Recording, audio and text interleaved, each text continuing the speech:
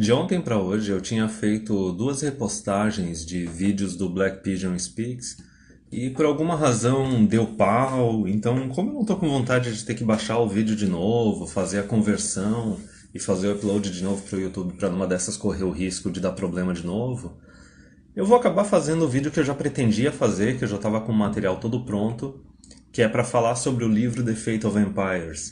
Eu fiz uma repostagem também de uma tradução que fizeram de um vídeo do Naked Ape.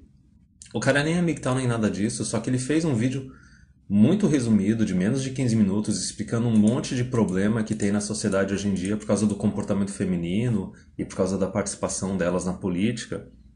E aquele como o upload deu certo, eu vou deixar ele online, ele é bom pra caramba, ele não é necessariamente o conteúdo MGTOW, é bem aquele conteúdo que atrai gente mais pra MGTOW, atrai mais gente pra Manosphere.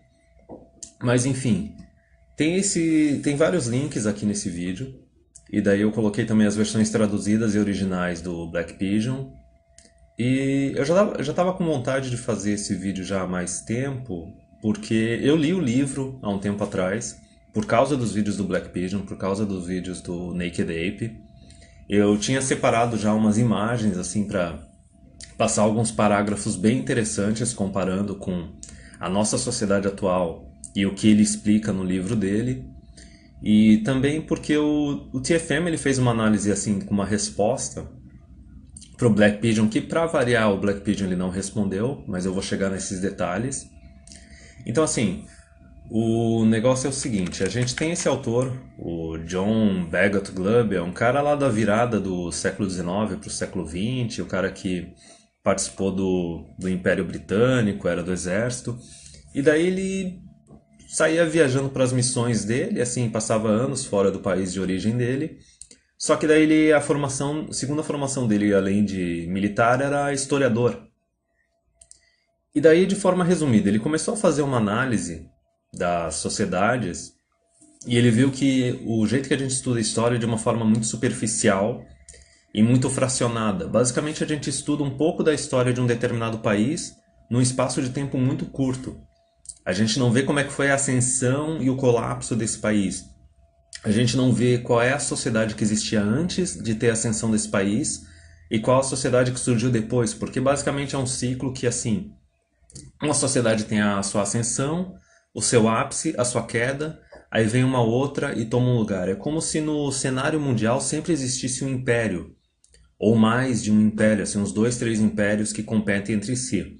Para quem lê Chomsky, tu vê que assim no período pós-guerra a gente teve como se fossem assim, uns três impérios diferentes, assim, o Império Norte-Americano, né, com os Estados Unidos ali dominando a América, o Império Europeu, com a Europa dominando a África, e daí a gente tinha o Império Asiático, que era mais ou menos assim o Japão dominando a Ásia.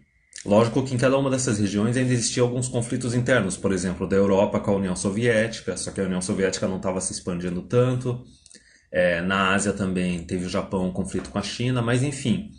A história é que assim, como a gente não estuda desde o começo até a queda, não vê a sociedade que tinha antes e depois, a gente não vê o colapso e a gente não vê esse ciclo que se repete, porque esse autor ele diz que esse ciclo, ele estudou várias civilizações durante uns 300 anos.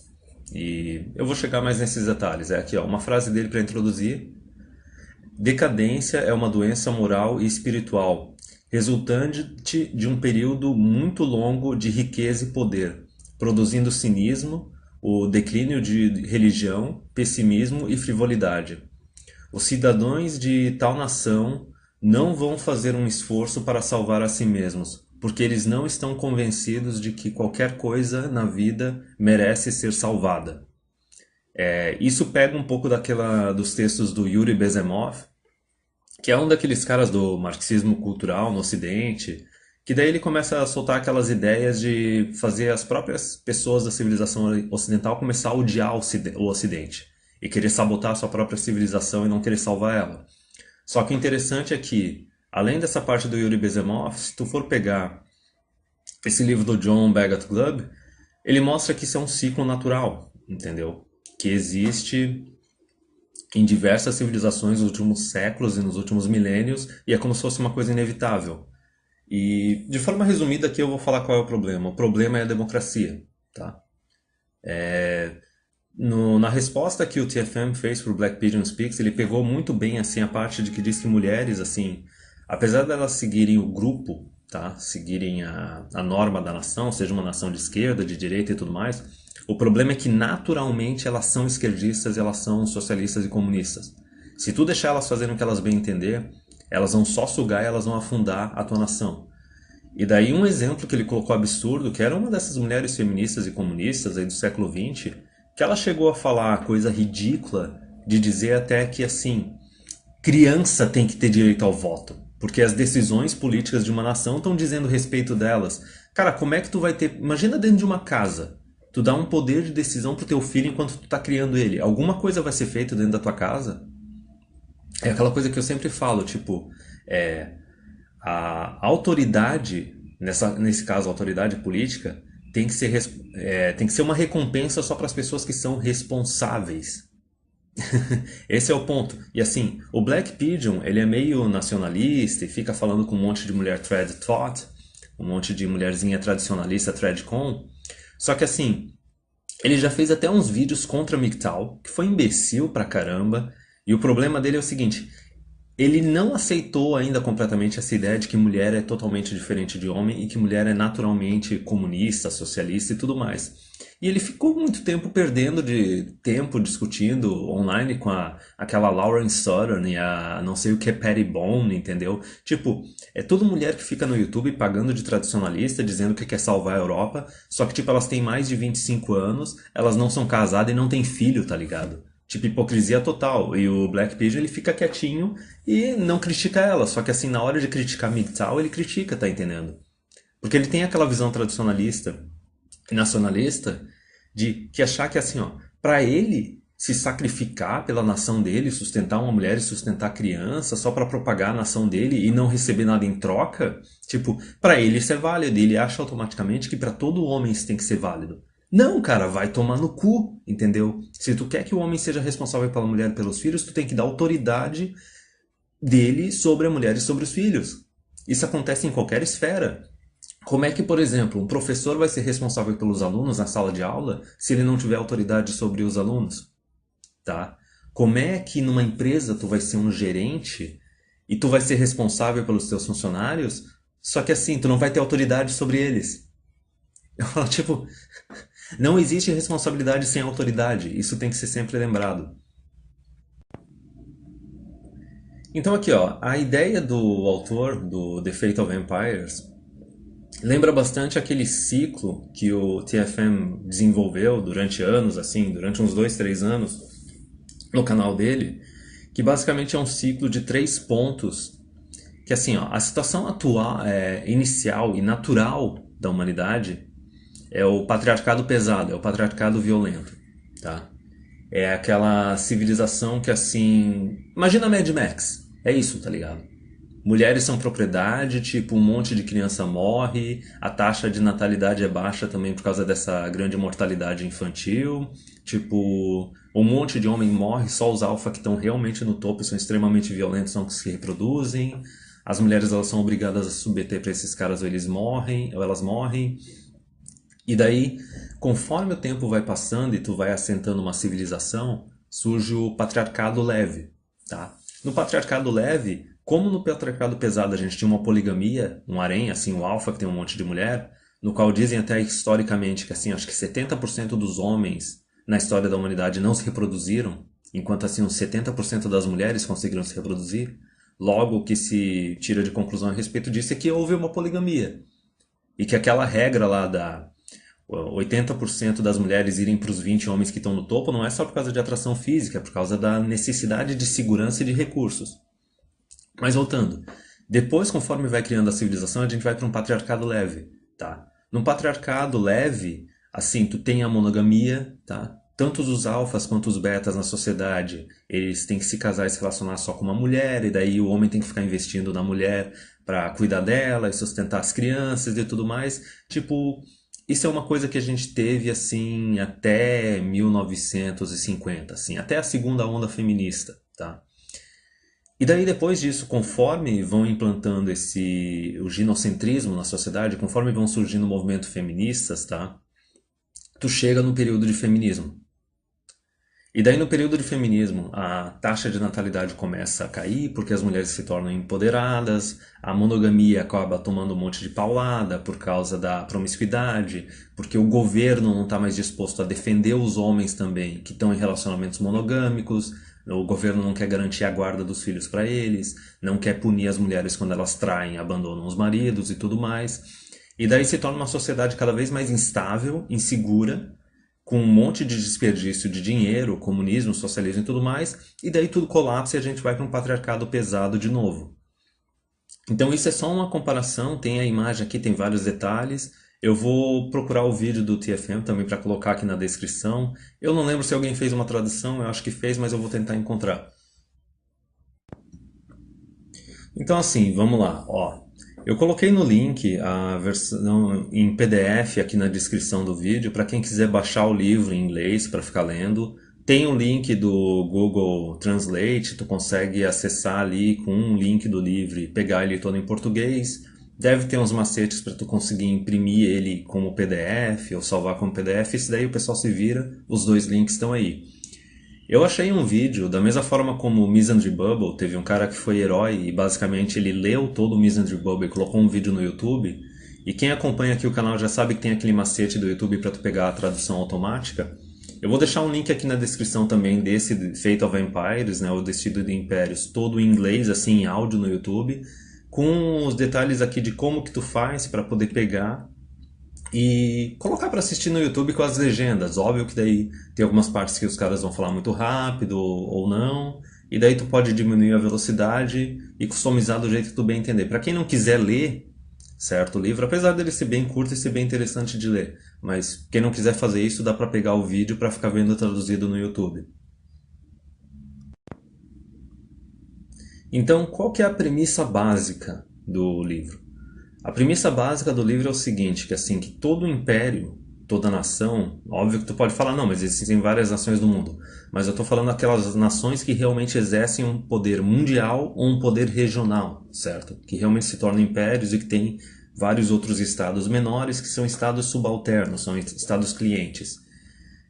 Basicamente, ele diz que, em média, além de ter aquele ciclo de assim, um império subir e descer, e daí tem um outro que também subiu e desceu antes dele, depois, e muitas vezes esses impérios assim, eles estão concorrendo um com o outro, através até de conflito geográfico, militar e tudo mais, para um tomar o lugar do outro.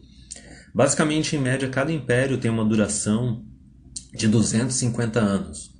Ou seja, 10 gerações. Então a gente pode pegar assim, ó, o Império atual, mais conhecido, entendeu?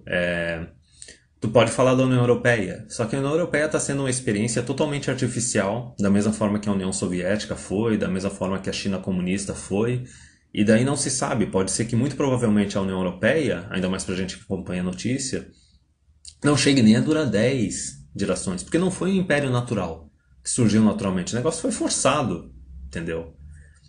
E está com um monte de problema hoje em dia. E o colapso dela está sendo bem mais rápido, para quem acompanha as notícias dos imigrantes na Europa, né? A islamização da Europa. Mas enfim, um império natural que a gente pode acompanhar. E conforme eu for lendo alguns parágrafos do livro, vai dar para fazer uma comparação bem específica, é os Estados Unidos.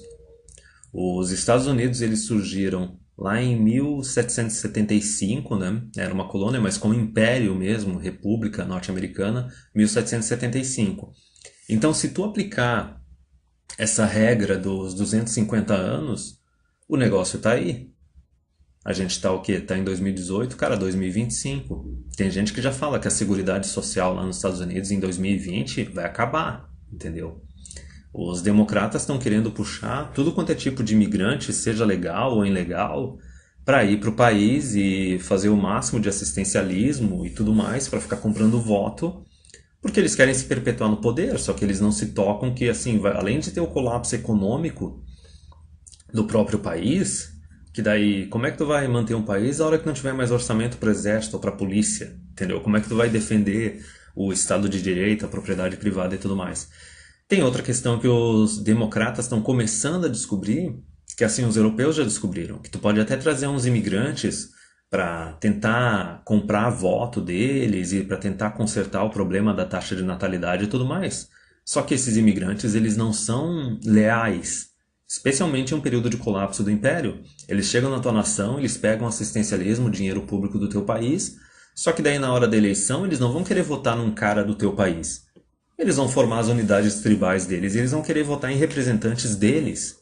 Entendeu? Na Europa, tu tem várias cidades que tem prefeito muçulmano, que nem eu já falei várias vezes. Na Holanda, tu tem um partido muçulmano, que os candidatos, assim, homens, eles se recusam a debater com mulheres. As mulheres ficam tudo triggered, quase chorando, falando que isso é um desrespeito e o cara não tá nem aí.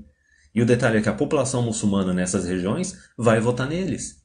E a hora que assim, como a taxa de natalidade desses imigrantes é maior que a população nativa, vai ser inevitável a dominação deles. Tá entendendo? Primeiro eles vão ter essa dominação à força em determinadas cidades, determinados bairros, e depois eles vão ter a completa dominação política, porque eles estão se reproduzindo mais. Porque, tipo, as mulheres imigrantes, elas são donas de casa, porque eles têm uma tradição mais patriarcal e tudo mais. Mas enfim, eu tô devaneando demais. Mas de resumo é isso. Cada império, além de ter uma sequência de um para o outro, ele dura em geral 10 gerações e daí ele possui alguns períodos. Então, assim, a primeira era de um império é a era dos pioneiros, tá? E é a era que faz assim a fundação do novo império. Nessa era dos pioneiros, assim, as gerações ou a geração dos pioneiros é uma geração trabalhadora, é uma geração que inova, é uma geração extremamente ambiciosa.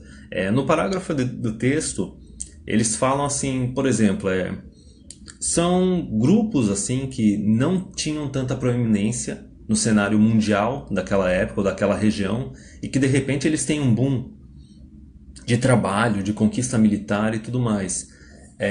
Por exemplo, um exemplo aqui que passam no livro são os imigrantes americanos que, assim, eles eram mal vistos pelos britânicos. Os britânicos se acharam melhores do que eles. E em poucas décadas, os Estados Unidos tomaram o lugar do Reino Unido. Outro exemplo que a gente pode ter aqui é dos árabes comparado com os persas, entendeu? Os romanos, assim, também em comparação com a Grécia. E um exemplo até que o Black Pigeon passa nos vídeos dele é, por exemplo, dos muçulmanos quando eles começaram a conquistar a Europa, lá no século 6, 7. Que, por exemplo, eles fizeram um vasto império, bem mais desenvolvido que a civilização europeia, do norte da África e do sul da Europa.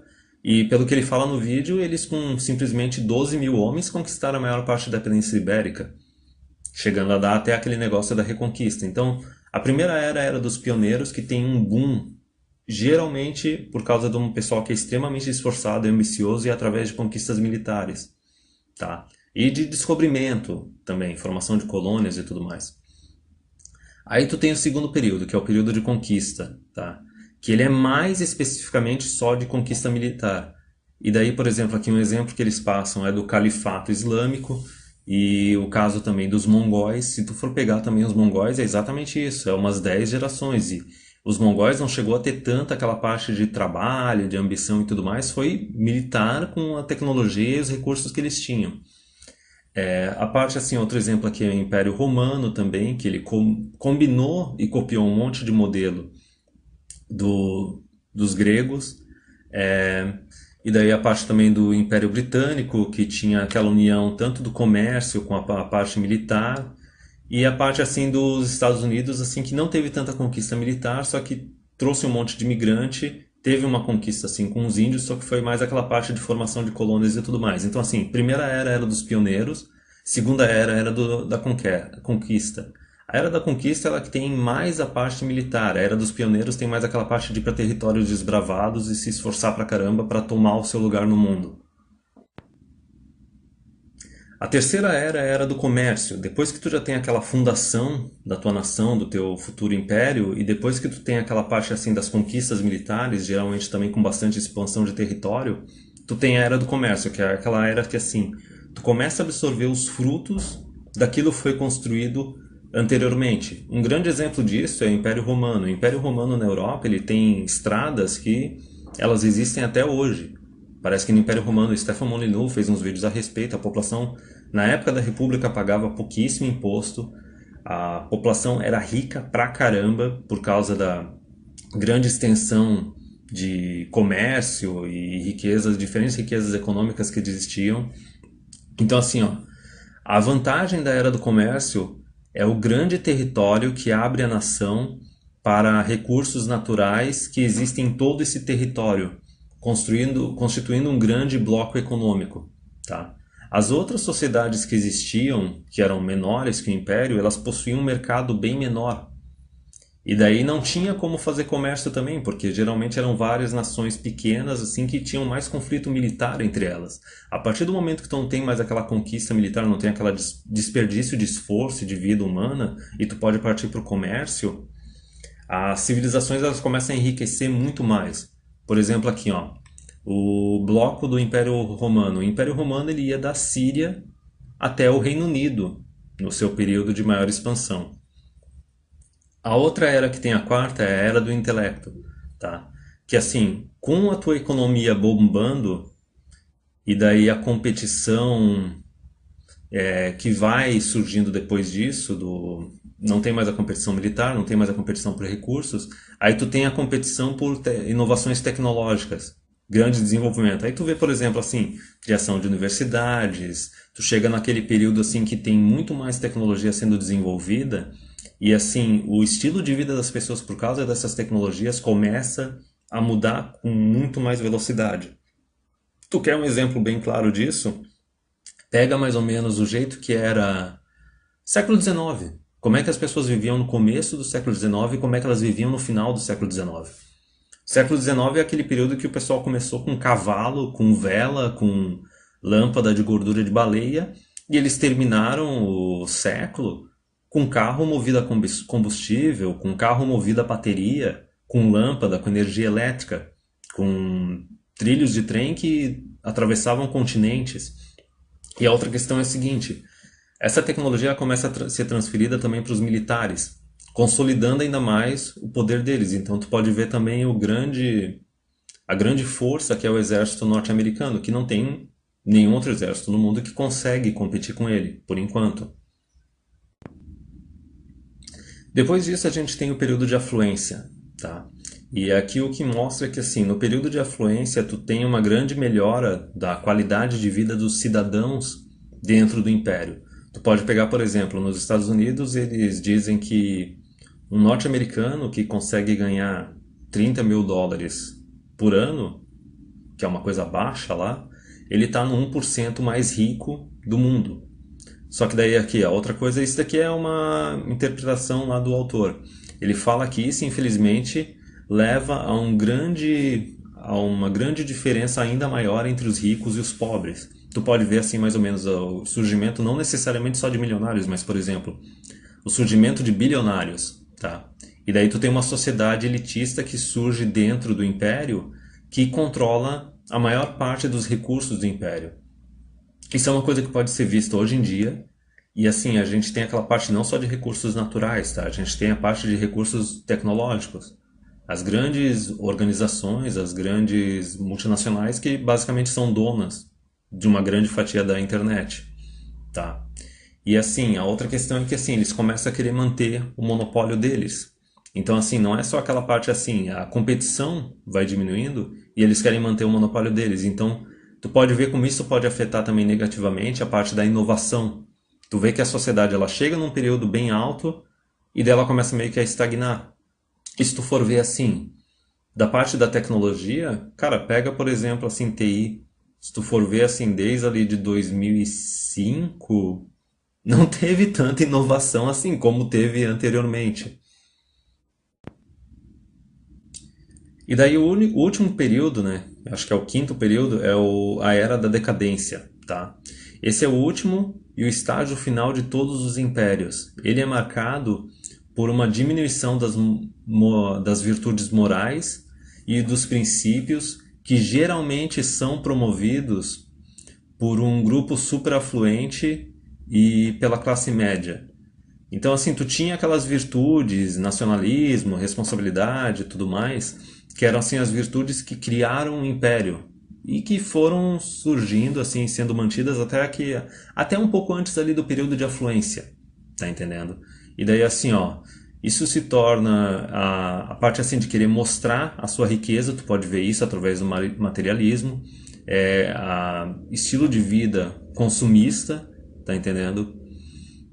E daí o detalhe é o seguinte, isso faz com que assim até as partes mais baixas da sociedade, quando elas começam a ver não só aquela diferença de riqueza que existia antes, só que assim, tem aquele materialismo que é tipo escrachado. E tu consegue ver isso, por exemplo, na mídia, em filmes e em vídeos de música, assim, videoclipes e tudo mais a partir do ano 2000. Tu vê que antes do ano 2000 o negócio era um pouquinho mais recatado, entendeu? Depois tu começa a piorar mais. E daí, assim, por exemplo, uma comparação que ele faz assim, aqui no livro, é que ele diz que, assim, as classes mais baixas da sociedade, elas ficam mais propensas a se revoltar. Isso é uma coisa que tu pode ver, por exemplo, no Império Francês, na parte assim que resultou na Revolução Francesa, que daí depois, né, teve aquela parte do Napoleão, que foi uma outra tentativa de império que foi cortada bem na fonte, tá?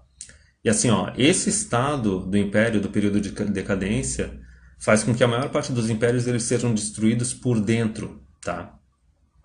Tu tem uma implosão que ela geralmente é instigada pelas classes menos privilegiadas da sociedade. Tu pode ver que isso daí abre portas para, por exemplo, Revolução Socialista, Revolução Comunista, tá? O último período do Império, geralmente ele é marcado por esses problemas sociais, tá? Tu vê que os padrões morais da sociedade descem absurdamente, tu tem um exército muito grande e não disciplinado, isso bate com os Estados Unidos, porque assim, tem muita gente que entra no exército não por causa daquele nacionalismo, aquela vontade de servir. Não, porque o exército, tipo, ele te dá moradia, te dá comida e ele paga até a tua faculdade, entendeu? E a outra coisa que acontece, assim, que é absurda lá no exército norte-americano, é que, basicamente, tem um monte de mulher que vai pro exército e elas nunca vão servir, tá entendendo? Se tiver uma guerra, elas vão simplesmente engravidar e cair fora. Tipo, é basicamente um programa, se tornou um programa de assistencialismo para mulheres. A outra parte aqui que eles falam, que é o seguinte, nesse período de decadência tu tem uma glorificação de celebridades, de atores, atletas, é aquela parte do pão e do circo. Como nas outras épocas tu tinha, por exemplo, imagina o período do comércio. Na era do comércio, quem que eram os heróis da sociedade? Eram os grandes industriais, os grandes comerciantes. Na era da conquista e dos pioneiros, quem que eram as celebridades? As celebridades eram os líderes militares, tá entendendo? Da mesma forma também os líderes assim das cidades, assim, os líderes políticos das nações. E daí no período também da parte assim de afluência também mantém um pouco assim os militares e também os líderes políticos. A outra coisa aqui que eles falam assim é o colapso econômico que ele é trazido por causa da desvalorização da moeda. Isso a gente vai entrar em detalhes, mas assim, basicamente a desvalorização da moeda é por causa de inflação, é por causa de assistencialismo, é por causa de dívida do governo, é por causa de gasto público. Então agora eu vou pegar assim alguns parágrafos do livro, assim os parágrafos que eu achei mais interessantes, tá? Uma virada providencial. Quaisquer que forem as causas dadas para a queda de grandes civilizações pelas mãos de bárbaros, nós podemos sentir alguns benefícios resultantes, tá? Toda raça tem as suas características distintivas. Outras são mais distinguidas em filosofia, outras em administração, outras em romance, poesia e religião, outras no seu sistema legal. O sistema legal tu pode ver, por exemplo, o Império Romano. Durante a proeminência de cada cultura, essas características distintivas são carregadas para o grande território e para o mundo conhecido. Isso daí é uma parte, por exemplo, quem jogou Fallout New Vegas, eu lembro de um termo lá que quando tu está conversando com o Caesar, que eu acho que é dialética hegeliana, que basicamente ele fala assim que tipo, tudo quanto é civilização, ela vai acabar colapsando, é inevitável. Só que assim, quando tu tem um choque de civilizações, que uma colapsa e a outra vence, o resultado não é simplesmente a civilização vitoriosa. A civilização vitoriosa ela acaba absorvendo também os fatores positivos da civilização que caiu. Então tu tem essa transformação na história da humanidade. tá? Se a mesma nação fosse manter a sua dominação indefinitivamente, as qualidades peculiares vão seriam caracterizadas permanentemente em toda a raça humana. Então, tu não ia ter uma diversidade humana e tu não ia, provavelmente não ia ter mais um desenvolvimento, tá? Um progresso. Sob o sistema de impérios, com cada um durando 250 anos, a raça que é dominante tem um tempo para espalhar as suas virtudes particulares para o maior território possível. Então, depois disso, apesar disso, outras raças, outros grupos com diferentes peculiaridades tomam o lugar dessa civilização anterior, tá? E as virtudes e as conquistas dessa civilização que desapareceu, aparentemente elas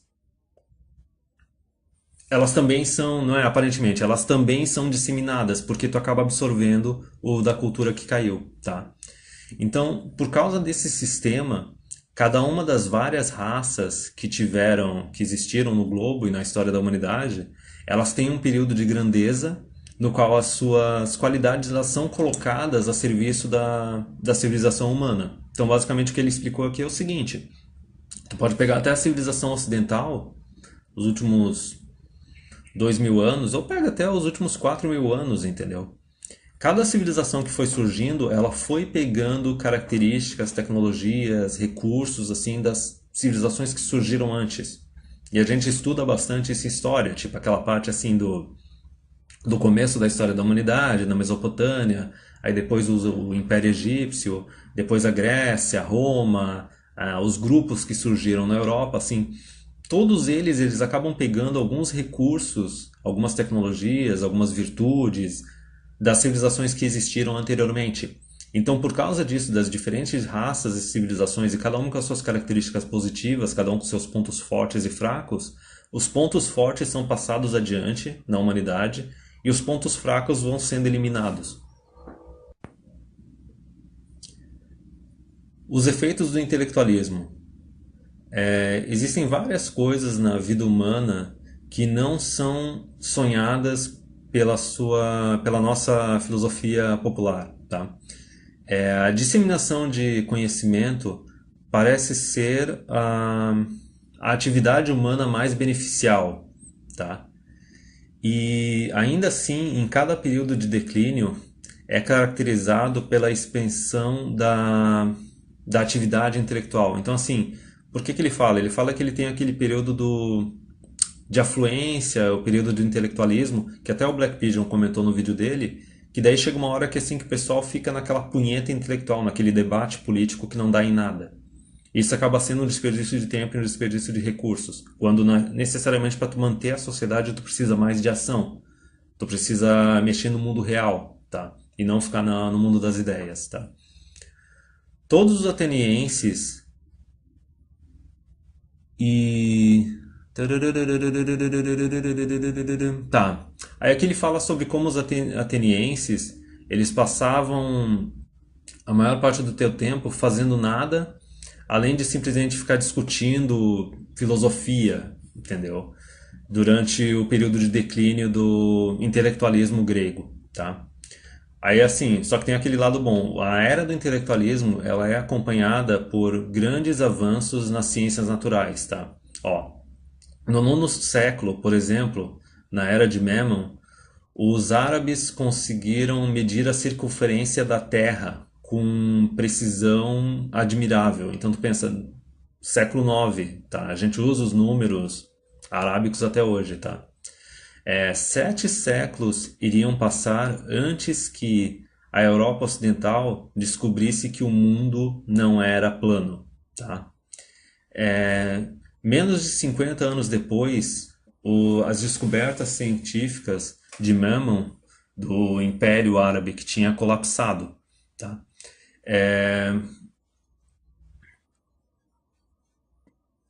E assim, o que ele conclui aqui é o seguinte, que não importa o quanto tu teve esse desenvolvimento intelectual, esse conhecimento, ainda assim isso não foi o suficiente para impedir que esse império colapsasse. O fluxo de estrangeiros. Um dos fenômenos que se repetem em grandes impérios é a entrada de estrangeiros na capital city, tipo na cidade capital, por exemplo, no Império Romano e também nos outros impérios, tu tinha geralmente uma capital com uma grande população em comparação com o resto do império, especialmente quando tu tinha sociedades agrárias. E daí nessa capital um monte de imigrante começa a chegar, tá? Os historiadores romanos reclamavam com frequência a quantidade de asiáticos e africanos que residiam em Roma. Bagdá, no ápice do século IX, era internacional até mesmo em sua população. Persas, turcos, árabes, armênios, egípcios, africanos e gregos conviviam nas ruas. Na Londres de hoje em dia, isso quando o cara escreveu esse livro, eu não lembro quando é que foi, acho que foi na primeira metade do século XX. Na Londres de hoje em dia, cipriotas, gregos, italianos, russos, africanos, alemães e indianos se misturam uns com os outros nos ônibus e no metrô, tá? Tanto que isso se torna difícil encontrar um único britânico. Isso é uma coisa que falam de Londres hoje em dia, tá? O mesmo se aplica a Nova York, ainda mais em comparação, porque Nova York ela teve aquele grande fluxo de imigrantes a partir do século XX e também no século XIX. E todos eles formavam as suas comunidades. Então, por exemplo, tu pode pegar Chinatown. Chinatown é em São Francisco e também em Nova York tu tinha aquelas comunidades de pessoas da Europa Oriental e as comunidades italianas e irlandesas e tudo mais. Esse problema não consiste em nenhum tipo de inferioridade de uma raça em comparação com as outras. É simplesmente a diferença entre elas, tá? Na era do primeiro outburst, da primeira implosão e da subsequente era da conquista, que é a era dos pioneiros da conquista, a raça geralmente ela é mais ou menos homogênea etnicamente, é a mesma etnia, a mesma raça, tá? Essa situação facilita o sentimento de solidariedade e companheirismo. Porém, nas eras de comércio e de afluência, todo tipo de sangue estrangeiro flui na grande cidade. As ruas são ditas como se fossem pavimentadas com ouro, entendeu? Isso é aquela coisa que é passado para os imigrantes e para as outras nações que fazem parte do império. Eles dizem que a riqueza da capital era absurda. Isso é uma coisa que tu vê em tudo quanto é filme, documentário e série, assim, por exemplo, que mostra Roma. Tipo, como Roma era afluente naquela era da antiguidade. Na maior parte dos casos, a grande cidade também é a capital do império. A multidão cosmopolita é a base do império e que exerce e influência política. Tá. Eles exercem influência política simplesmente por causa do grande número da população, a quantidade de gente que vive na capital. Por exemplo, se tu for ver em 2016, quando teve a eleição do Trump, tem um pessoal que acompanhou assim a votação online e tudo mais em tempo real, mas depois foram compartilhados na internet os mapas. E daí assim, ó, por que o voto lá nos Estados Unidos, diferente do Brasil, ele é o voto distrital? Existe uma razão para isso. Porque assim, se tu for ver nos Estados Unidos ali na eleição do Trump contra Hillary em 2016, tu vê que o centro dos Estados Unidos votou no Trump, dos republicanos. Só que o centro dos Estados Unidos tem uma população menor.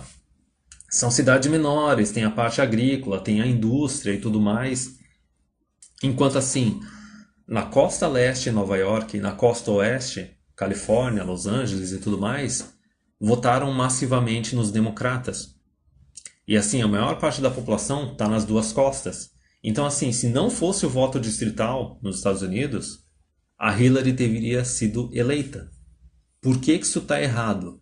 Porque é o seguinte, tanto a costa leste quanto a costa oeste, ela é dominada pelos democratas e atrai população por causa dos programas de assistencialismo, por causa do subsídio, por causa da galera que se desloca para lá para viver do dinheiro público. E daí, como foi mostrado aqui no livro, tu acaba formando uma massa cosmopolita que quer simplesmente exercer dominação sobre o resto do país. E eles têm grande influência política. Se tu tiver o voto, assim, em números, eu não lembro qual é o termo, né? Que daí é simplesmente quem receber mais voto vai ganhar. Todo o resto da população, todas as outras regiões do país, iam ficar sendo oprimida por causa dessa galera, por causa dessa massa. Então por isso que tem que ter o voto distrital relativo ao território. Porque senão essa massa que está na capital ou nas capitais vai mandar e oprimir o resto da população. Isso é uma coisa, por exemplo, que acontece aqui no Brasil. Aqui no Brasil tu tem uma grande massa populacional no Nordeste e no Sudeste, e basicamente são eles que mandam no país. O que é uma grande sacanagem, porque tinha que ter um voto distrital, porque, por exemplo, o pessoal do Centro-Oeste e o Norte tá ferrado, porque eles têm um território do cacete, só que eles têm uma população menor para cuidar desse território, e eles têm que ficar obedecendo e dando satisfação para a massa de gente que tem no Nordeste e no Sudeste. Isso não é só simplesmente algum tipo de preconceito regional, não. O próprio pessoal do Nordeste tá ferrado na mão da própria população do Nordeste, porque a maior parte da população tá na região litorânea.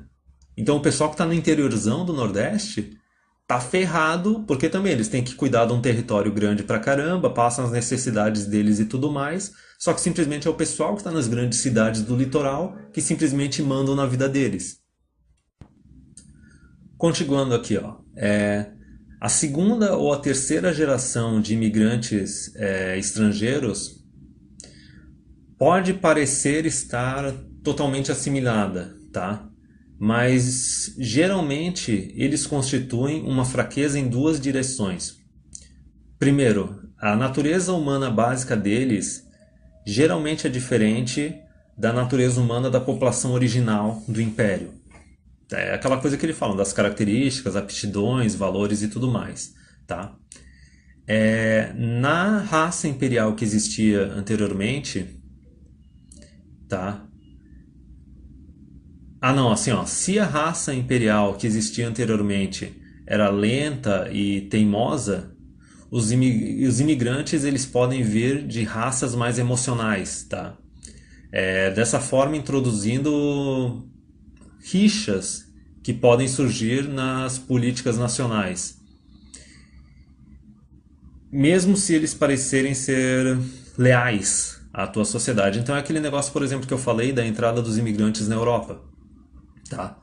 Eles entram, aí tem a segunda, terceira geração, assim, eles podem falar o idioma, seguir as leis e tudo mais, só que eles têm valores diferentes, eles têm religiões diferentes, eles têm objetivos diferentes. E eles não são tão leais à nação, ao império, quanto a raça que existia ali anteriormente, a que criou o império, tá? Segundo lugar, enquanto a nação ainda é afluente, todas as raças diversas que existem, elas vão parecer tão leais quanto a raça original, tá? Mas quando surge uma emergência, os imigrantes geralmente vão estar menos dispostos a sacrificar as suas vidas e a sua propriedade que os descendentes originais da raça que fundou a nação. Então, assim, no momento de crise, os caras não querem sacrificar recursos, não querem ir para a guerra, não querem defender o território, eles não estão nem aí. A lealdade deles original, dos imigrantes, é com o grupo deles, não com a nação para onde eles se deslocaram, tá? Terceiro lugar, os imigrantes, geralmente, eles têm uma tendência maior a formar as suas próprias comunidades, protegendo os seus próprios interesses, tá? E colocando em segundo lugar os interesses da nação como um todo. Isso é o que a gente vê que está surgindo na Europa, isso é uma coisa que a gente vê também nos Estados Unidos. Terceiro, os imigrantes... Tá, beleza? Quarto, muitos dos imigrantes estrangeiros vão pertencer às raças que originalmente foram conquistadas ou absorvidas pelo Império. Enquanto o Império está vivendo o seu período de ápice de prosperidade, todas essas pessoas são orgulhosas e gratas por terem se tornado cidadãos imperiais. Mas quando o declínio começa a surgir, É extraordinário como a memória de guerras antigas, que ocorreram talvez anteriormente, são suddenly são bruscamente revividas, tá? E movimentos locais ou provinciais aparecem exigindo secessão ou independência. E outra coisa também, às vezes assim, é aquela dívida histórica, né? Que eu vou entrar nesse detalhe. Algum dia esse fenômeno, sem dúvida, vai aparecer agora no monolítico e autoritário Império Soviético. Então, isso é da época que o cara escreveu o livro. É amazing, é de se surpreender por quanto tempo os sentimentos providenciais podem sobreviver. Então, assim, por exemplo, uma coisa aqui que acontece, tá? Quando está no período de afluência, quando está no período do ápice do império, tudo quanto é imigrante vai para lá, por exemplo, tu pega Estados Unidos. Todo mundo, os negros, os latinos e tudo mais, o pessoal ia para lá e usava a bandeira dos Estados Unidos. Falava assim, não, eu sou americano, entendeu? Eu sou americano e italiano, assim, até na época da Segunda Guerra, entendeu? Então o pessoal tem orgulho. Só que assim, a partir do momento que o negócio começa a cair, aí não, aí começa aquele negócio, não, não, não, peraí, eu sou afro-americano, não, não, peraí, tem a dívida histórica. Não, não, peraí, a gente tem que se separar. Então, na época do Oba-Oba, todo mundo fica junto. Só que é aquela união artificial. A hora que o negócio começa a colapsar, aí o pessoal tira sua máscara e mostra quem é de verdade, que a lealdade deles é com a tribo deles, é com o grupo deles, tá? Exemplos históricos desse fenômeno são scarcely needed, não são tão necessários, tá? The Idol, a massa romana que tipo não trabalhava e tinha um apetite infinito pela distribuição gratuita de comida e pão e jogos, a política do pão e circo, entendeu? O apetite que a massa romana, principalmente na capital romana, tinha pela política do pão e circo é notória, tá? E totalmente diferente do espírito romano que estava associado com a população no começo da República, no período de guerras, tá entendendo? Do período dos pioneiros e do período da conquista. Então isso mostra como na duração do Império os valores, o comportamento, os objetivos, o estilo de vida da população acaba se modificando. Não só por causa da acomodação da própria população original, que acaba se tornando hedonista e tudo mais, mas também por causa da entrada dos imigrantes e por causa desse melting pot de raças e civilizações, assim, de sociedades diferentes que surgem no Império. Que parece que eles estão unidos, só que na verdade eles não estão unidos. Cada um está defendendo o seu interesse no longo prazo. A hora que a água começa a bater na bunda, a hora que o Império começa a colapsar, tipo aquele kumbaya de todo mundo cantando juntinho num círculo e dizendo que todo mundo é membro do Império, cai. Eles começam a defender só os grupos deles. Frivolidade. Conforme a nação declina em poder e riqueza, o pessimismo universal gradualmente começa a existir na população e o declínio se acelera. Não existe nada em comparação com o sucesso, e na era da conquista e do comércio, a nação era carregada triunfalmente adiante com a onda da sua própria autoconfiança. A República Romana repetidamente teve, né, prestes a ser extinguida. Em 390 a.C., quando os gauleses saquearam a cidade, em 216 a.C., na Batalha de Canaã. Mas os desastres não conseguiam mover a resolução dos romanos iniciais. Porém, nos estágios posteriores do declínio romano, o império ele era extremamente pessimista e isso tirava a própria resolução, a própria capacidade de resistência da população. A frivolidade é a companhia frequente do pessimismo. Vamos comer, beber e se divertir, porque amanhã a gente vai morrer. Tipo, essa é o pensamento da população nesse período de declínio, tá? A comparação, a similaridade entre várias nações em declínio é realmente assustadora. A massa romana que nós vimos exigia alimento grátis e jogos públicos, né? Jogos gratuitos, entendeu? Shows de gladiadores, corridas de carroças e eventos atléticos. Isso era a paixão deles. Os caras não queriam saber de trabalhar, entendeu?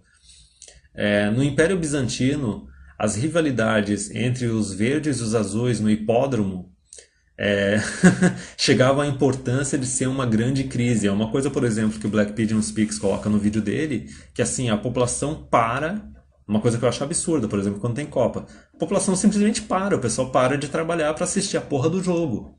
Tá entendendo? E aqui exerce efeito sobre a população. Até o pessoal que trabalha com bolsa de valores, a parte de economia, eles dizem que assim, ó, tu quer negociar tua dívida, tu quer comprar ações, espera o time do teu país perder. Tipo, a hora que o time do teu país perder, isso vai ter um efeito no mercado. Isso aconteceu esse ano, e daí tu pode fazer umas compras e tu pode fazer umas negociações melhores por causa do pessimismo da população. Tá, mas assim, ó, julgando pelo tempo e o espaço que é direcionado para esses eventos, eventos de jogos e tudo mais, na mídia e na televisão, futebol e beisebol são as atividades que hoje em dia tomam a maior parte do interesse do público no Reino Unido e nos Estados Unidos, tá? Os heróis das nações em declínio são sempre os mesmos: o atleta, o cantor e o ator. A palavra celebridade hoje em dia é usada para designar o comediante ou o jogador de futebol, não o político, o general ou o gênio literário. O declínio árabe. Na primeira metade do nono século, Bagdá aproveitou o seu ápice como a cidade mais rica e a melhor cidade do mundo. Em 861, apesar disso, o calife reinante Mutawakil foi assassinado pelos seus mercenários turcos, que colocaram em prática uma ditadura militar que durou por 30 anos. Durante esse período, o império colapsou. Os vários domínios e províncias que faziam parte do império assumiram a independência virtual e buscaram seus próprios interesses. É uma coisa que também tu pode ver, por exemplo, no Império Romano. A Ibéria, a França e também quando surgiu o Império Romano do Ocidente e do Oriente, tá? Bagdá, a capital do grande império, encontrou a sua autoridade limitada apenas ao Iraque, não ao resto do império. Todos os outros grupos do império fizeram o que eles bem entenderam. Tá? Os trabalhos de historiadores contemporâneos de Bagdá no século X ainda estão disponíveis. Eles profundamente deploravam a degeneração dos tempos em que eles viviam, enfatizando particularmente a indiferença com relação à religião, o materialismo crescente e a flexibilização das moralidades sexual. Eles lamentaram também a corrupção dos oficiais do governo e o fato que os políticos pareciam sempre conseguir juntar grandes fortunas enquanto eles estavam nos seus cargos. Vê se isso não é uma similaridade com o que acontece aqui no Brasil. Das várias vezes que assim a democracia brasileira ela fracassou. O quanto assim o cara é eleito lá como político, ele tem, sei lá, no máximo uns 100 mil, 200 mil no banco, e daí depois de alguns mandatos o cara já está na casa de pelo menos uns 10, 15 milhões. Agora, essa é a parte assim mais famosa, né? O aumento da influência de mulheres na vida pública geralmente está associado com o declínio nacional, tá? Os romanos do final do Império Romano geralmente reclamavam que, apesar de Roma comandar o mundo, as mulheres comandam Roma. No 10º século, uma tendência similar foi observada no Império Árabe. As mulheres exigiam admissão nas profissões que antes eram monopolizadas por homens. Vê se isso não é o que está acontecendo na civilização ocidental hoje em dia. Com esse detalhe delas quererem cotas, ações afirmativas, esse tipo cota em universidade, cargo público, empresa pública, empresa privada, tipo, Elas exigem a admissão, elas querem fazer mais parte da vida pública. E a gente vê como o voto feminino ferra tudo quanto é civilização, tá? O que escreveu o historiador contemporâneo Ibn Bessan? O que as profissões de clérigo, coletor de impostos, ou. Não, clerk, de vendedor, coletor de impostos, ou padre, tem a ver com mulheres? Essas ocupações sempre foram limitadas apenas para homens, tá? Nessa época, muitas mulheres praticaram a lei, e isso é uma coisa que a gente vê que, tipo, a advogada e juíza, elas têm um bias em favor de mulher, foram elas que criaram as porra das varas de família e tudo mais, e essa é uma das razões, por exemplo, que quando uma mulher comete um crime, mesmo crime que o homem, a pena dela é menor e bem mais leve, ó. Muitas mulheres praticaram lei, enquanto outras conseguiram postos como professoras universitárias. Houve uma agitação pelo apontamento de juízas mulheres, que, apesar de tudo, parece que não obtiveram sucesso. Quer dizer, lá tentaram colocar até mulheres para serem juízas. A gente já colocou, entendeu? Isso é uma coisa que eu falo geralmente. Por exemplo, o pessoal diz assim, como é que a Europa, os Estados Unidos, ele está tão pior do que a gente nessa questão do feminismo? Tem uma questão bem básica, tá? Na Europa e nos Estados Unidos, desde lá da década de 60, da segunda onda feminista, como eram países que tinham mais recursos, os caras desde aquela época eles começaram a colocar em prática cotas para mulheres e ações afirmativas para mulheres, tá? Especialmente em universidades. A parte assim de cota e ação afirmativa para mulher em política foi uma coisa que surgiu bem depois. Mas assim, eles colocaram bastante isso em universidades, tá? E daí é que abre as portas do inferno, entendeu? Porque assim, na Europa, nos Estados Unidos, Canadá, Austrália, esses países, pelo fato deles terem implementado cotas para mulheres em universidades há uns 50, 40 anos atrás, isso fez com que teve uma grande entrada maciça delas, não necessariamente só no setor privado, tá? Na esfera pública, nos cargos políticos e nas instituições públicas. Então é por isso que assim, o feminismo nessas outras regiões é bem mais sangue nos olhos, porque assim, essas mulheres simplesmente elas receberam de mão beijada essas posições de poder e começaram a usar esse poder delas para querer ferrar com a sociedade, tá? Continuando. Logo após esse período, o governo e a ordem pública colapsou. Os invasores estrangeiros tomaram o país. O resultado foi um aumento em confusão e violência que fez com que não fosse seguro para as mulheres andarem sem escolta nas ruas, com o resultado que esse movimento feminista colapsou. Então vê assim a similaridade que tem desse parágrafo com o que está acontecendo com a Europa atualmente. E assim, ó, quem foi que exigiu assim que o país simplesmente absorvesse imigrantes e desse assistencialismo para eles? Quem é que vota na esquerda? Quem é que é naturalmente comunista e socialista, que isso é uma coisa que o Black Pigeon não reconhece? São as mulheres. São elas que votaram pelo colapso da Europa, tá entendendo? E por que elas conseguiram fazer isso? Por causa daquelas cotas, por causa das cotas que colocaram essas mulheres em posições públicas que elas não tinham que ter acesso. É que nem, por exemplo, aqueles países da Europa, que assim, eu acho que são os países nórdicos. O Ministério da Defesa desses países é ocupado por mulher que não tem nem experiência militar, cara. Tipo, é uma piada. Se isso não é um sinal de fraqueza para as outras civilizações que estão querendo tomar o lugar delas, eu não sei o que mais que é. A raça mestre, né? A Master Race. As pessoas das grandes nações do passado geralmente imaginavam que a sua proeminência no mundo fosse durar para sempre. Roma, para os seus cidadãos, parecia estar destinada para ser a senhora do mundo, tá?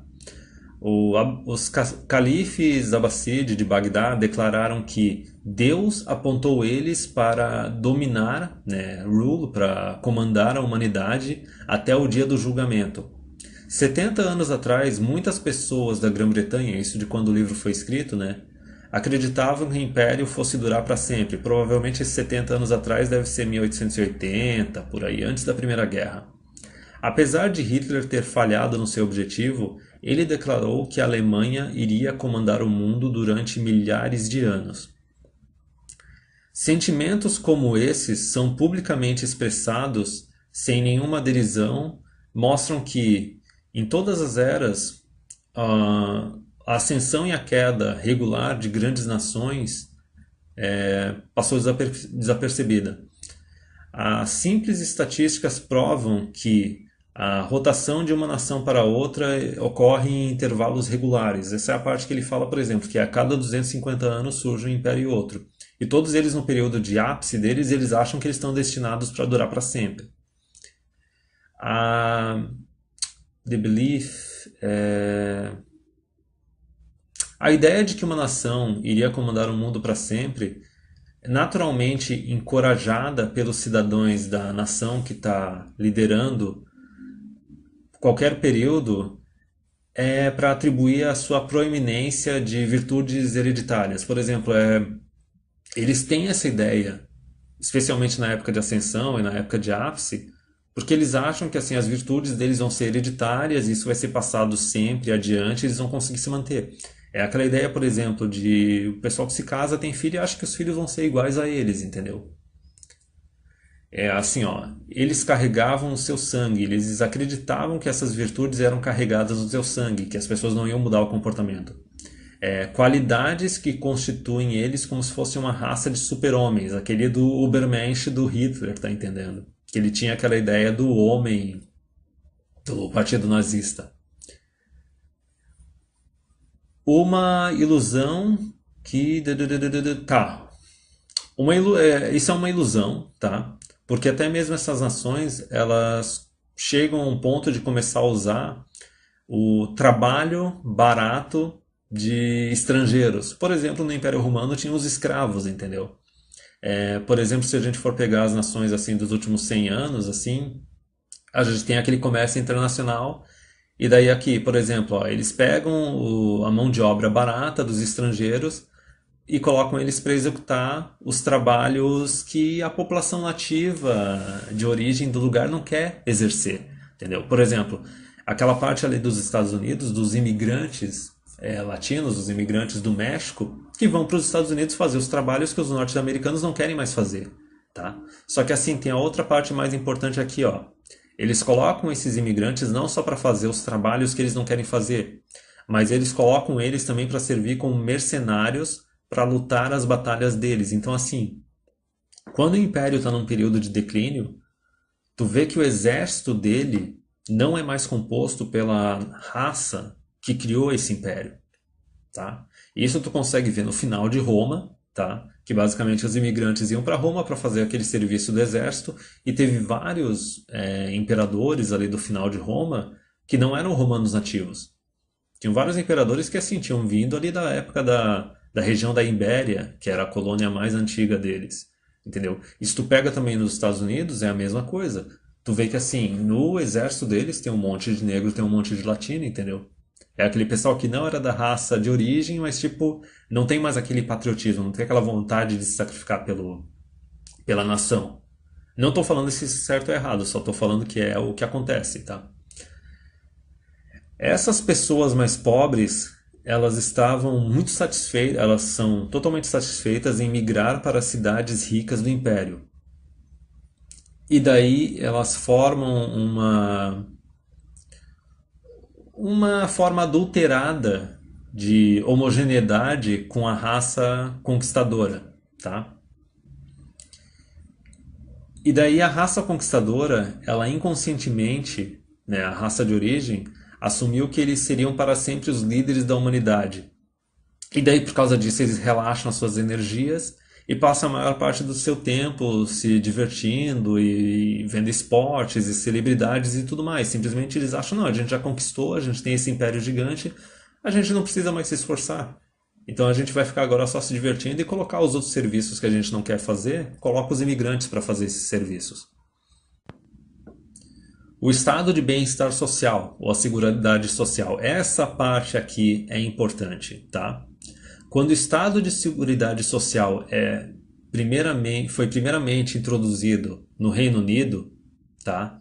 Ele foi reconhecido, anunciado como um grande marco na história do desenvolvimento humano, tá? A história, apesar disso, sugere que na era de declínio de uma grande nação é uma era em que geralmente mostra-se uma tendência à filantropia e uma simpatia com as outras raças, tá? Tu vê isso hoje em dia na civilização ocidental, o pessoal que é branco que odeia ser branco, tá ligado? O pessoal que fica falando abertamente que a raça deles tem que ser destruída, que as outras raças são melhores. Isso tu tem aquela representante política que tá no vídeo do Black Pigeon Speaks, tá? Essa fase pode não ser contraditória com o sentimento descrito no parágrafo anterior, tá? A raça dominante tem o direito de dominar o mundo, tá? Pois os cidadãos da grande nação aproveitam o papel de Lady Bountiful. Lady Bountiful é tipo o seguinte, é aquela pessoa que tem tanto dinheiro, tanto recurso, que tipo, agora ela vai pagar de boazinha dando recurso para os outros, distribuindo para os outros. Isso daí tu vê, por exemplo, nas mulheres na Europa, que simplesmente querem um sistema de seguridade social absurdo para simplesmente ficar sustentando os imigrantes, tá? No próprio vídeo do Naked Ape que eu coloquei aqui na descrição, ele mostra que assim, geralmente, a mulher quando ela não é casada e não tem filho, ela geralmente ela é mais comunista, mais socialista, e ela quer que o governo dela fique dando dinheiro público, fica dando recurso para esses outros grupos, tá? Ao longo que mantenha o seu status de liderança, a população imperial ela está disposta a ser generosa e até mesmo condescendente. É aquela ideia do coitadismo, tipo, a gente tem que ajudar determinada raça porque eles não são tão bons quanto a gente, tá? Os direitos de citizenship, assim, os direitos de cidadão são generosamente dados para todas as raças, até mesmo para aqueles even those former subjects, tipo, né, tá, pula. E a igualdade da humanidade é proclamada. Então, assim, ó, tu pega, por exemplo, em Roma, o que que aconteceu? Os romanos eles não quiseram fazer aqueles serviços, especialmente militar, que achavam que era um serviço sujo, não precisava mais, vamos colocar os imigrantes para fazer isso. O que que aconteceu? Os imigrantes começaram a ganhar direitos de cidadania, entendeu? Os mesmos direitos do cidadão, e direito ao voto e tudo mais. Tu vê, por exemplo, na Primeira Guerra Mundial. Na Primeira Guerra Mundial, teve um monte de países da Europa que começou a colocar em prática ali o voto feminino. Óbvio que eles viam as mulheres de forma condescendente e tudo mais, só começa com aquela ideia de igualdade, também que o pessoal quer se manter no poder, tá?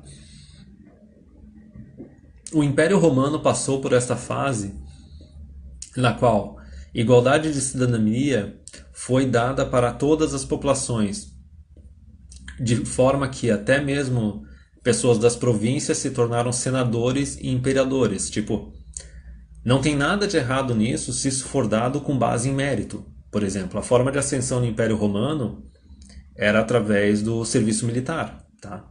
Era um modelo meio que copiado do modelo espartano, em Esparta, só que Esparta era uma sociedade homogênea, tá? Só que assim, é aquela ideia básica que assim, para tu ter direito ao voto, direito de cidadão, tu tem que prover alguma coisa para o governo, tu tem que prover alguma coisa para tua nação. Tu recebe autoridade conforme tu tem responsabilidade. Só que daí um problema assim que começa a surgir é que assim começa a dar problema de cidadania, direitos de cidadania para quem não contribuiu, para quem não está contribuindo. Começa a dar direitos de cidadania tipo para mulher que é dona de casa, para mulher que não trabalha, tá entendendo? A outra coisa absurda, né, que apareceu ali no vídeo do TFM, a ideia é de que agora estão querendo falar que não, tem que ter direito de cidadão de voto, tipo, para criança. De certa forma a gente já chegou nisso, porque por que diabos estudante tem que ter direito ao voto? É algo completamente absurdo, mas enfim, continuando, ó. O Império Árabe de Bagdá também era igualmente e talvez até mais generoso. Durante a era de conquistas, os árabes puro sangue constituíram uma classe dominante, mas no no nono século, o império estava completamente cosmopolita, cosmopolita com aquela mistura de várias raças, de várias culturas, tá? A assistência estatal aos jovens e aos pobres era igualmente generosa, tá? Estudantes de universidade recebiam grants do governo, basicamente bolsas, para cobrir as suas despesas enquanto eles estavam recebendo educação superior. Então pensa, nono século, bolsa de estudo no nono século, tá entendendo? Coisa que acontece hoje em dia. E a gente sabe que tem um monte de gente que está recebendo bolsa de estudo, estudando para empregos que não vão existir, para empregos que não tem tanta demanda. Mas é aquela ideia, não, vamos simplesmente ser generoso com dinheiro público, né?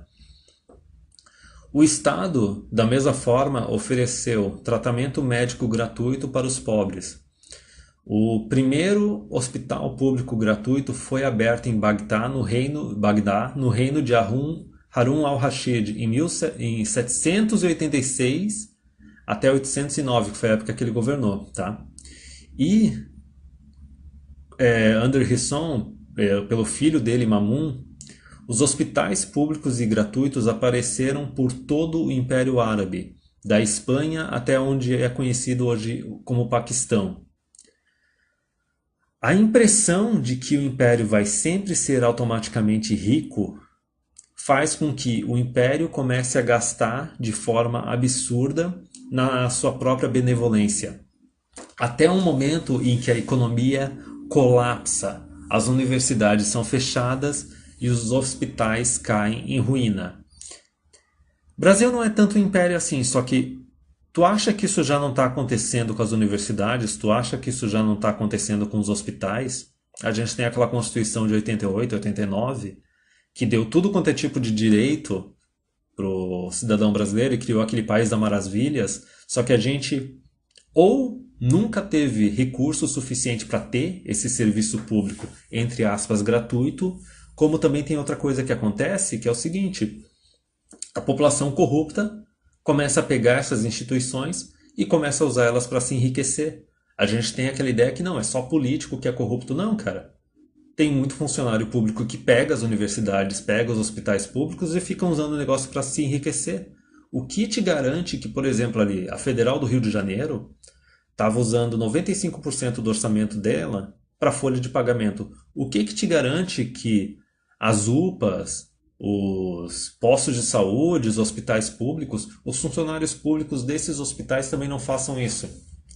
Se é reconhecido publicamente por todo mundo que os salários de quem está no setor público são bem maiores que os salários de quem está no setor privado. Então, assim, se tu tem um hospital público, uma universidade pública e tudo mais, automaticamente a maior parte do orçamento vai estar indo para a folha de pagamento dessa galera e vai faltar recurso para os produtos, para a manutenção, e é por isso que o serviço é uma porcaria. Decadência não é física. Nem a decadência é física. Os cidadãos das nações em declínio são geralmente descritos como fisicamente emasculados, tipo, isso é o que estão falando do homem europeu hoje em dia, tá? E incapazes de enfrentar hardships, assim, grandes esforços físicos ou fazer grandes esforços. Isso não parece ser uma imagem verdadeira, tá? Cidadãos das grandes nações em decadência são geralmente fisicamente maiores e mais fortes que os invasores bárbaros. Isso é uma coisa que falam que assim, ó, na Idade Média, o homem europeu, ele era menor do que o homem atual. E eu acho que até na Antiguidade falavam que os romanos eles eram baixinhos, tá?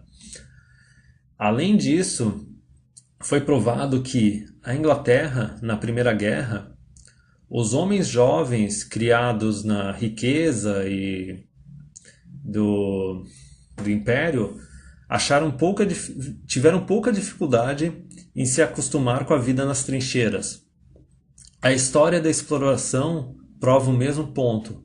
Os homens acostumados com a vida confortável nas casas na Europa e na América foram capazes de mostrar grande endurance, grande resistência, tanta resistência quanto os nativos andando em camelos através dos desertos ou escalando ou cortando seus caminhos pelas florestas tropicais. Decadência é uma doença moral e espiritual, resultante de um longo período de riqueza e de poder, produzindo cinismo. O declínio de religião, cinismo e pessimismo e frivolidade. Os cidadãos de tal nação não vão mais fazer o esforço para salvar a si mesmos, porque eles não estão convencidos de que nada na vida deve ser salvo. Então, assim, ó, concluindo, até mesmo esse autor, eu meio que discordo dele, porque assim, não é aquela ideia de que nada na vida, para a pessoa que está no período final de decadência, assim, de colapso do império, tem que ser salvo. Eu acho que até mesmo a interpretação desse cara, porque é um cara de uma outra época, praticamente de outro século, também está errada. É aquela coisa assim, eu acho que assim, esse autor, assim como o Black Pigeon, ele é meio antiquado. A gente tem que adaptar. Vamos pegar, por exemplo, aquele texto da Misandry Bubble, da bolha misândrica, que apesar de estar falando mais da parte de relacionamento entre homens e mulheres, aquele texto ele fala bastante também de política, de economia. Então, o resumo à máxima é a seguinte, tá? Responsabilidade tem que ser recompensada com autoridade. Isso não vale só para relacionamento entre homem e mulher. Isso vale também para uma nação, tá? Então, assim, uma coisa assim que não falou muito aqui no livro, uma coisa que assim, quem pesquisou a respeito vê que assim, não sei muito a respeito do Império Otomano, tá? Do Império Árabe. Mas, por exemplo, em Roma, teve um monte de reforma que foi tirando a autoridade do homem na família, tá? Deram para a mulher também o direito de se divorciar, tomar a riqueza do cara, e a sociedade se tomou mais promíscua e queda moral, e daí tu tinha aquelas mulheres que se divorciavam várias vezes e ficavam enriquecendo, tá entendendo? Então, assim, o detalhe final é aquilo que o TFM fala. O homem, ele não é simplesmente um robô, um escravo que está disposto a se sacrificar por tudo e por todos, cegamente. Se sacrificar cegamente pela mulher, se sacrificar cegamente pelos filhos ou pela nação dele. Tipo, tem que ter um benefício para ele. Da mesma forma que assim a nação, ela tem que dar autoridade para quem produz, para quem é responsável. Assim, os cidadãos livres e produtivos, eles têm que ter voz política. Quem não é produtivo não tem que ter voz política, entendeu? Então, assim, vai chegar um monte de imigrante. Beleza, aqueles que se adaptam, trabalham, vão pro exército e tudo mais, eles merecem a cidadania. Agora, tu não tem que dar cidadania plena para todos. Tu não tem que sair criando um monte de hospital, universidade pública, um monte de serviço público, porque a tua riqueza pode não ser para sempre. É aquela questão, ah não, o governo ele está enriquecendo pra caramba, ele está acumulando mais, o que que tu tem que fazer? Tem que fazer uma reforma tributária, tu tem que deixar esse dinheiro voltar para a população decidir no que ela vai gastar. Tá entendendo? A responsabilidade, a produtividade da população tem que ser recompensada com autoridade. Entendeu? Beleza, a gente está produzindo mais, beleza, então vai ficar mais do nosso dinheiro para a gente decidir no que a gente vai fazer. Tá entendendo? Então isso assim, é a esfera política e a esfera econômica. Na esfera das famílias é a mesma coisa.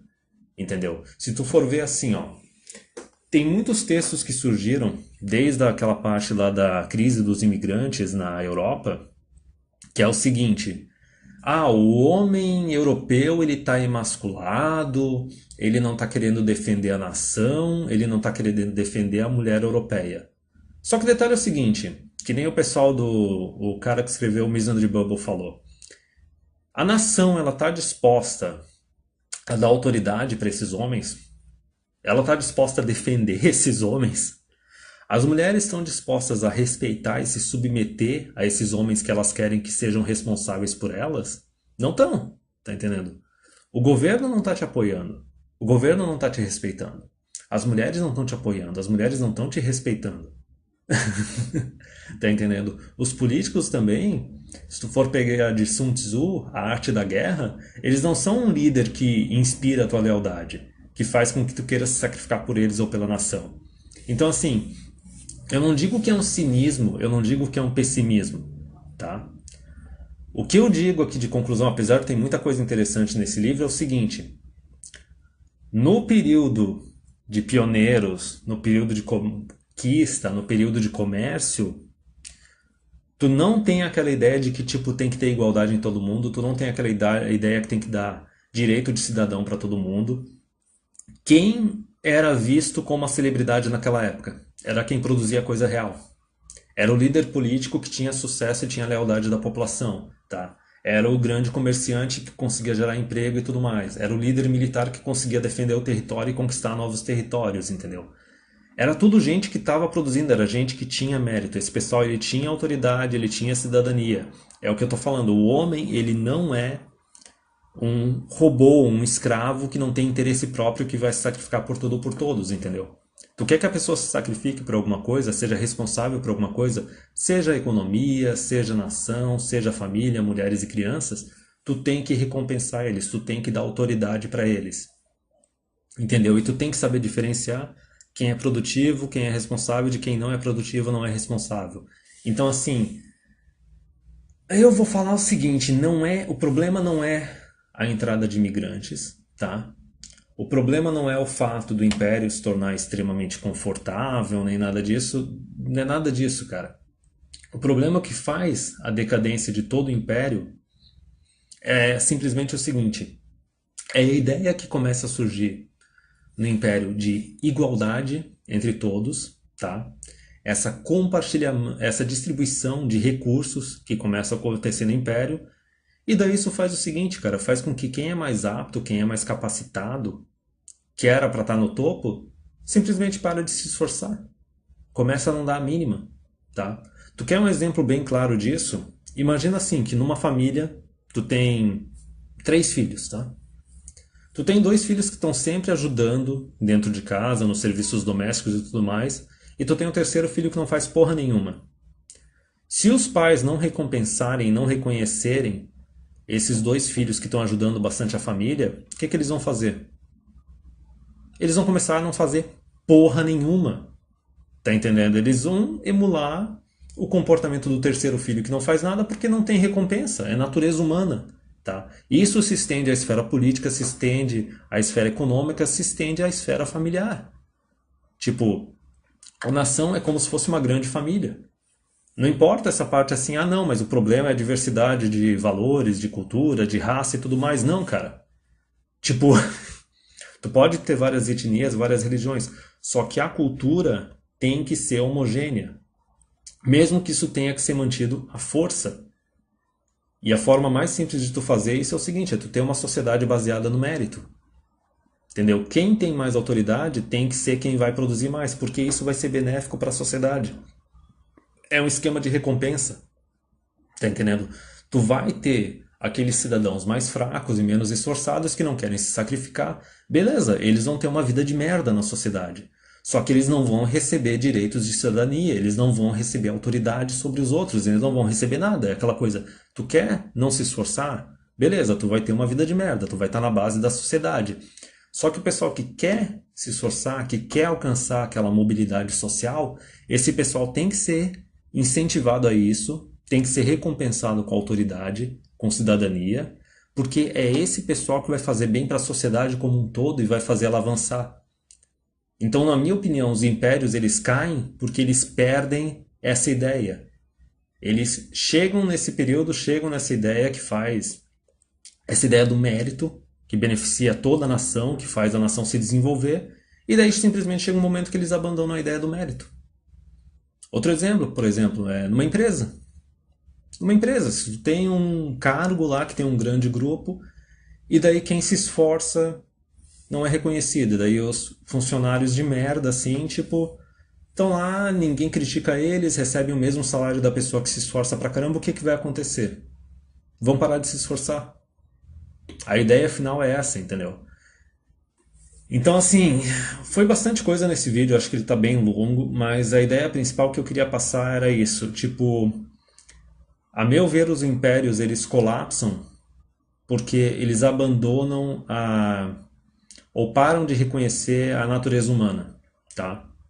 A diferença em quem é mais capaz e quem é menos capaz, a diferença entre o forte e o fraco, a diferença entre o homem e a mulher, e tipo, ao invés de ficar reconhecendo, recompensando e enaltecendo quem é mais capaz, quem é mais produtivo, mais responsável e faz mais bem para a sociedade, tipo, basicamente a sociedade ela decide dar direitos e recursos de forma igualitária, tipo, para todo mundo, tanto para quem não está contribuindo quanto para quem está contribuindo.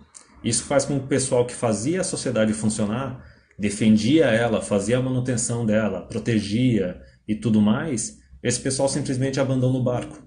E daí essa sociedade cai. E daí uma outra sociedade que ainda está naquele período de meritocracia, de reconhecer aqueles que fazem mais bem pela sociedade, dando poder e autoridade para eles, essa sociedade chega com o ímpeto e com o impulso delas e simplesmente domina a sociedade que está enfraquecida.